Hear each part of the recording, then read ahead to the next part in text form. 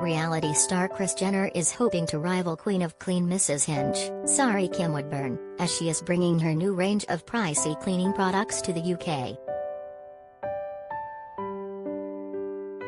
Insiders have revealed that the multimillionaire US celeb, who is mum to Kim Kardashian and her famous siblings, is trying to launch her new eco-friendly brand, Safely, in the UK. A source said, Kris's brand Safely has proved to be a huge success in the US after she launched it in March, and now she hopes to bring it to the UK.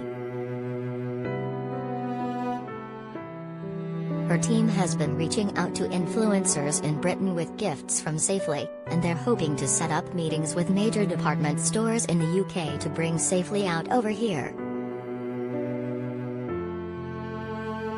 They added, Kris's family brand is massive globally and they think her products could do really well over here.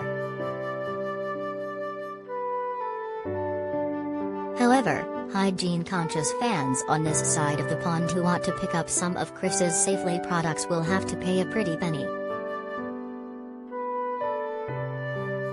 A cloth from her range costs £7 while an antibacterial spray is going for just over £6.